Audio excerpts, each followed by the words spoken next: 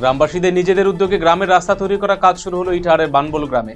ইটাহার পঞ্চায়েতের অন্তর্গত বানবোল উচ্চ বালিকা বিদ্যালয় মোড়ে ঢালাই রাস্তা থেকে বানবোল ফুটবল মাঠ হয়ে নারায়ণচন্দ্র রায়ের বাড়ি পর্যন্ত 300 মিটার দীর্ঘ রাস্তা বহুদিন থেকে বেহাল অবস্থায় পড়ে রয়েছে। কোনোদিনও প্রশাসনের পক্ষ থেকে রাস্তা তৈরি কোনো উদ্যোগ নেওয়া হয়নি বলে অভিযোগ করেছেন বাসিন্দারা। তাই নিজেদের খরচায় মাটি ফেলে রাস্তা তৈরি করছেন তারা। রমজানের পবিত্রতা এবং ভ্রাতৃত্বের বার্তা নিয়ে উত্তর দিনাজপুর জেলা করণদিঘি কিষান মান্ডি মাঠে শুক্রবার আয়োজন করা হলো রোজা ইফতার মাহফিল। করণদিঘি বিধায়ক গৌতম পালের উদ্যোগে রোজা ইফতারের আয়োজন করা হয়। ইফতার মাহফিলে বিভিন্ন ধর্মের বহু মানুষ উপস্থিত ছিলেন। সাম্প্রদায়িক সম্প্রীতি এবং ভ্রাতৃত্বের বন্ধনকে মজবুত করতেই এই ইফতারের আয়োজন।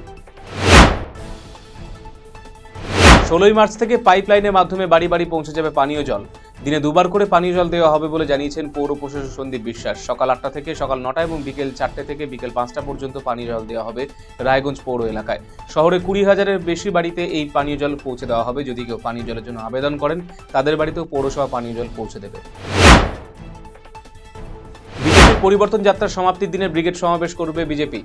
প্রধান বক্তা হিসেবে উপস্থিত থাকবেন দেশের প্রধানমন্ত্রী নরেন্দ্র মোদী। শুক্রবার মাথাভাঙা, শীতলকুচি সহ কোচবিহারের বিভিন্ন জায়গা থেকে বিজেপি কর্মীরা রওনা দিলেন কলকাতার উদ্দেশ্যে। এদিন মাথাভাঙা রেল স্টেশন থেকে রওনা দিয়েছেন বিজেপি কর্মী সমর্থকরা। মাথাভাঙা রেল স্টেশনে উপস্থিত ছিলেন শীতলকুচি বিধানসভা বিজেপি বিধায়ক বরেনচন্দ্র বর্মন।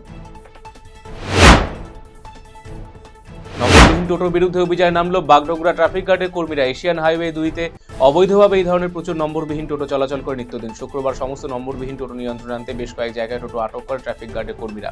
অন্যদিকে নম্বরবিহীন টোটো চালকরা ট্রাফিকের এই অভিযানে ক্ষোভ প্রকাশ করেছেন।